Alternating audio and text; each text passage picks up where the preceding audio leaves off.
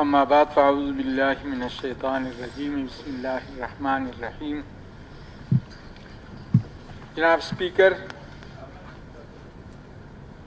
آج کا یہ قرارداد انتہائی اہمیت کا حامل قرارداد ہے۔ اس قرارداد پہ اگر پذیرائی اس قرارداد کو ہو جائے تو یہ پاکستان کو بچانے اور پاکستان پہلے قرارداد پیش کریں۔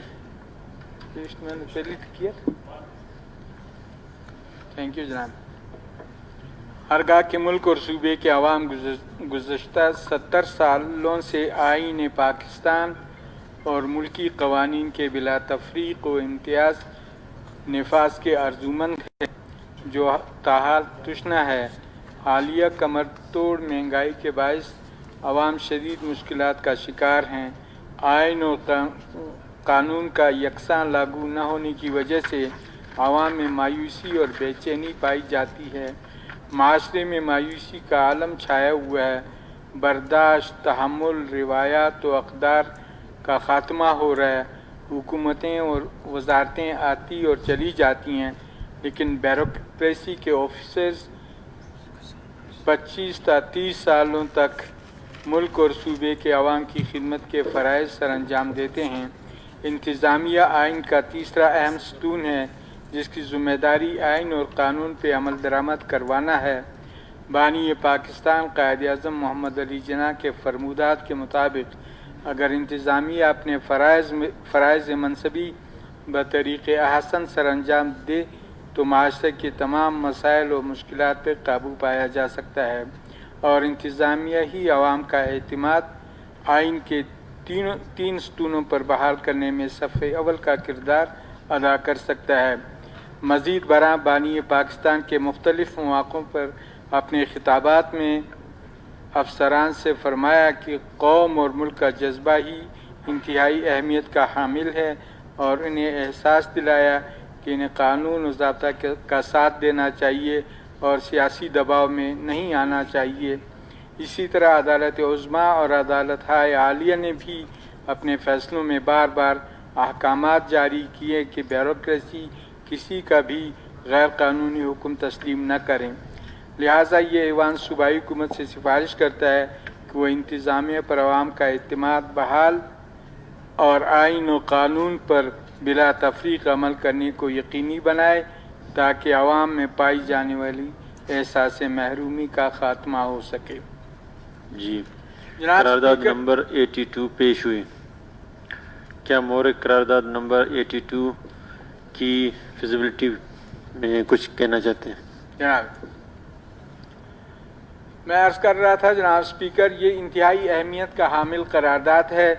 یہ ہمارے اس ملک کو بچانے، اس کو استحکام دینے اور اس کی خوشحالی کا ضامن ہے، اور اگر اس قرارداد کی مکمل پذیرائی ہوئی تو مجھے یقین ہے کہ پاکستان میں موجود بے چینی اور یہ جو پاکستان میں غیر یقینی کیفیت ہے، اس کا خاتمہ ہوگا۔ جناب اسپیکر، 70 سال سے ہم ایک ہی رٹ لگا رہے ہیں، پاکستان انتہائی نازک دور سے گزر رہا ہے، پاکستان انتہائی نازک دور سے گزر رہا ہے، پاکستان میں حالات دیگرگوں ہیں، پاکستان مصائب و مسائل کا شکار ہے۔ کوئی بھی عشرہ ان 7 عشروں میں ایسا نہیں آیا جناب اسپیکر جہاں یہ احساس عوام کو ہو کہ جی اب ہم ترقی کی طرف گامزن ہیں یا ہمارے مشکلات قابو میں آئے ہیں۔ آپ جناب اسپیکر، آپ کے سامنے ہیں ساری چیزیں۔ آج نئے پاکستان کی بات ہو رہی ہے، لیکن 1947 کے عشرے کے آخر میں بھی اور پھر 50 کا پورا عشرہ یہ نئے پاکستان کے نام سے جس طرح آج لفاظی ہو رہی ہے، اس وقت بھی نئے پاکستان کی بات تھی۔ پھر جناب اگر آپ 60 کی دہائی دیکھ لیں تو وہ صنعت و رفت کے حوالے سے باتیں ہو رہی تھیں، یا پھر اگر آپ 70 کو دیکھ لیں تو پھر وہ سوشلزم کی بات کا پاکستان بن رہا تھا۔ پھر جب پریشر پڑا پھر اسلامی سوشلزم کی بات ہوئی۔ پھر جناب آپ 77 کے بعد دیکھ لیں تو پورا اسلامی پاکستان بنا۔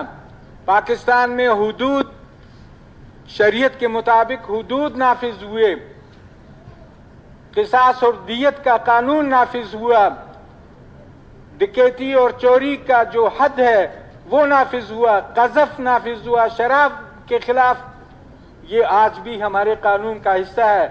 लेकिन जनाब स्पीकर, ये 35 साल में एक भी शिक पे आज तक कोई अमल दरामद नहीं हुआ है। फेडरल शरीयत कोर्ट बनी है, लेकिन ये धोखाधही वाला जो सिलसिला है वो बदस्तूर कायम है। वहाँ पे ये कानून है, उसका जो कंस्ट्रक्शन है, उसका जो स्ट्रक्चर है वो ये है कि उसमें 2 उलमा होंगे और 5 उसमें जजेस होंगे, लेकिन एक आलिम फेडरल शरीयत कोर्ट में नहीं है। और फेडरल शरीयत कोर्ट में नौकरी करने वाला अपने आप को सजा याफ्ता समझता है। जिस तरह हमारे यहाँ किसी आदमी को यहाँ से आवारान ट्रांसफर किया जाए या कमरदीन ट्रांसफर किया जाए या इसको डेरा बुगटी ट्रांसफर किया जाए तो कहते हैं कि जी मुझे सजा दीगी। अगर किसी हाई कोर्ट के जज को फेडरल शरीयत कोर्ट का जज बनाया जाता है तो हमारी मेंटलिटी ये कि इसको सजा के तौर पे लिया जाता है। वो इस्लामी जो पाकिस्तान था वो भी उस पर भी कोई कदम नहीं उठाया। फिर उसके बाद जनाब स्पीकर, उसके बाद फिर खुशहाल पाकिस्तान, ग्रीन पाकिस्तान, कितने कितने पाकिस्तान, फिर मुशर्रफ के दौर में सबसे पहले पाकिस्तान, उसमें जो बाहर से इंपोर्ट जो माशरा किया गया, जो यहाँ के आवाम का जो आबा और अजदाद से जो उनका कबायली माशरा था उसका तहस नहस करने के लिए ये माशरा चला, वो भी ख़त्म हुआ। अब फिर नया पाकिस्तान है और इस नए पाकिस्तान में फिर ये भी कहा जाता है कि रियासत मदीना की बात होती है। जनाब स्पीकर साहब, रियासत मदीना ये दुनिया के साथ जुल्म हो रहा है, पाकिस्तान के अवाम के साथ जुल्म हो रहा है। रियासत मदीना की बातें की जाती हैं लेकिन अमल की दुनिया में कुछ भी नहीं है, सिर्फ लफाजी है। और इसीलिए पाकिस्तान 70 सालों से जो गैर यकीनी कैफियत का शिकार है। जो रियासत मदीना में हिरा से एक खातून जेवरात से लैस जनाब स्पीकर साहब अकेली चलती है, मदीना मुनव्वरा पहुंचती है, उसको मेली आंख से देखने का किसी को जुर्रत नहीं होता। लेकिन यहाँ की जो रियासत मदीना की बात होती है, सबसे जो रश वाला पंजाब में जो वे है वो मोटर वे है, जहाँ 1 सेकंड के लिए भी गाड़ियां नहीं रुकती, वहां गैंग रेप होता है, असमत दरी होती है। ये रियासत मदीना। अर्ज करने का मकसद ये है कि ये लफाजी करते करते आज हम इस हद तक पहुंचे हैं कि हमारा एतमाद हर लिहाज से जनाब स्पीकर तबाह हो गया।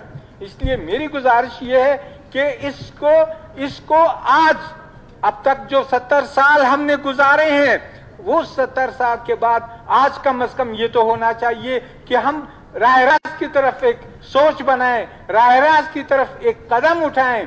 और अगर हम राह रास्त की तरफ कदम उठाएंगे जनाब स्पीकर तो फिर हम तरक्की के मनाजिल तय करेंगे।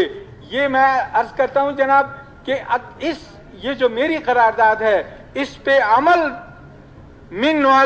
दरामद कराना हमारा कौमी, अखलाकी, इस्लामी, माशी और माशरती फरीजा है।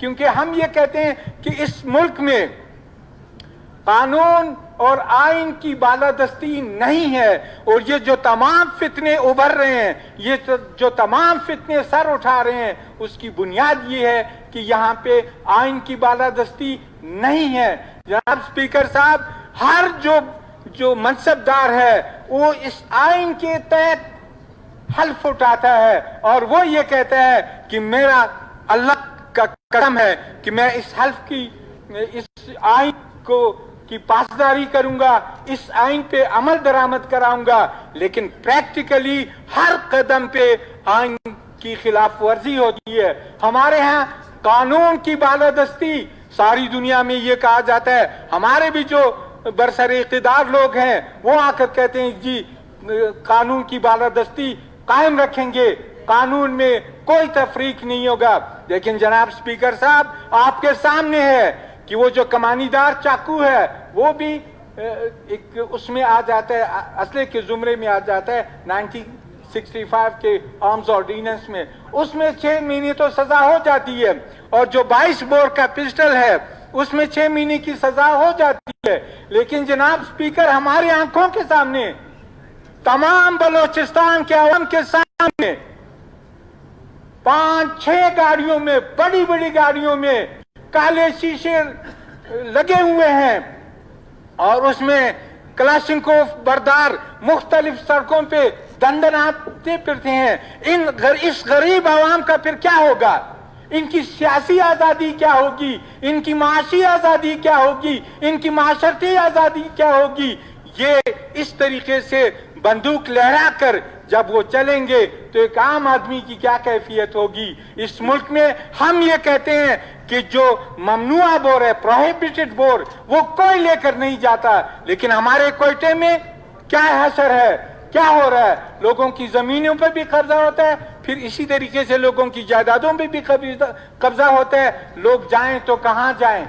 महंगाई की ये सूरत हाल है कि अब 105 रुपए, 103 रुपए चीनी का 1 किलो है।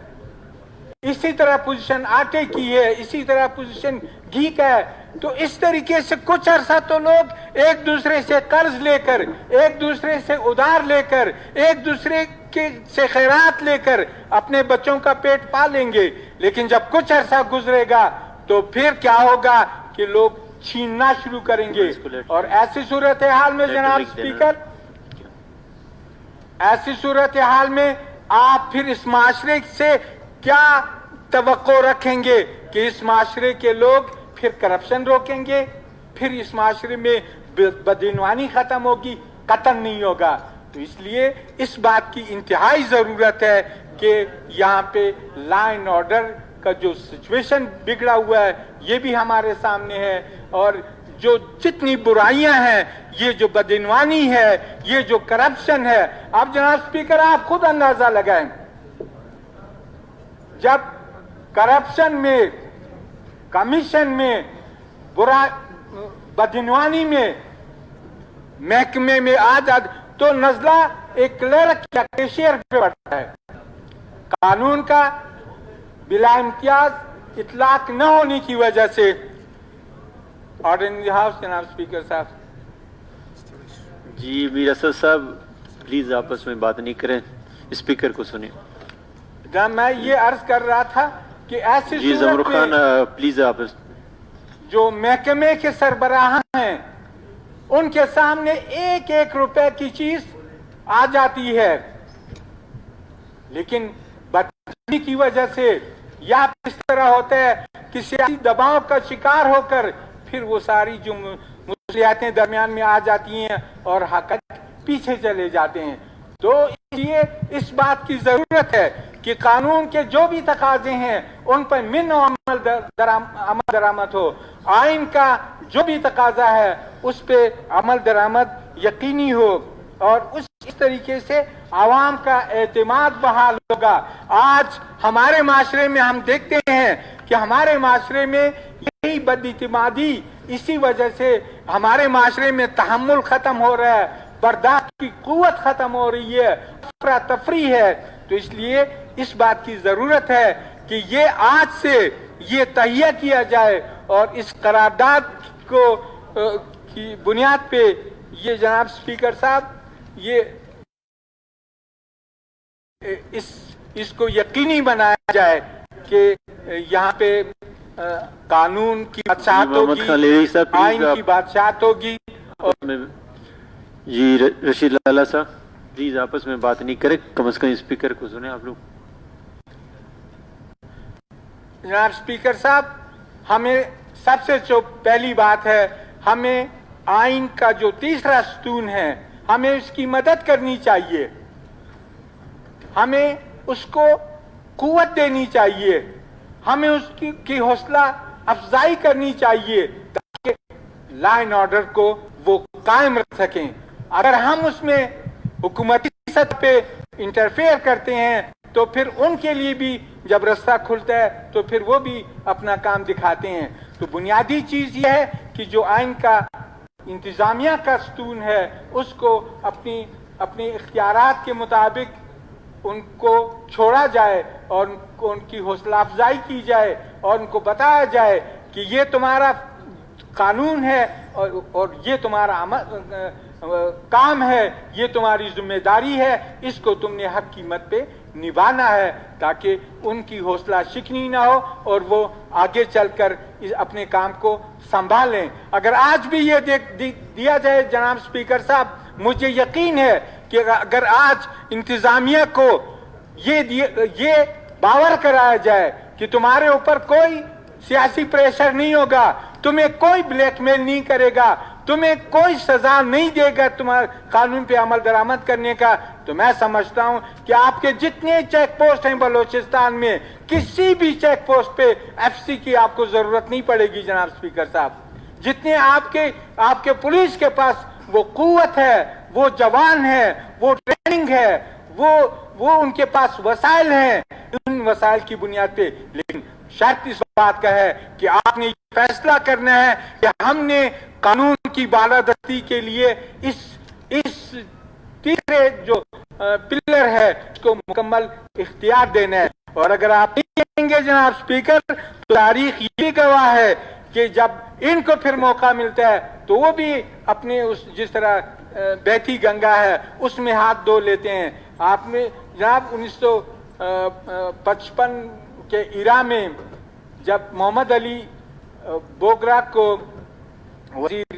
وزیر اعظم بنایا گیا تو اس وقت ایوب خان ایک جنرل کی حیثیت سے باوردی وزیر داخلہ بن گئے، موقع ملا۔ اسی طرح ایک سیکرٹری داخلہ تھے سکندر مرزا صاحب، وہ سیکرٹری داخلہ ہوتے ہوئے وزیر داخلہ بن گیا، اور پھر اسی طرح ایک صاحب تھے سیکرٹری جنرل جو سول سروس کے تھے چودھری محمد علی، انہوں نے اپنے آپ کو وزیر خزانہ بنا لیا۔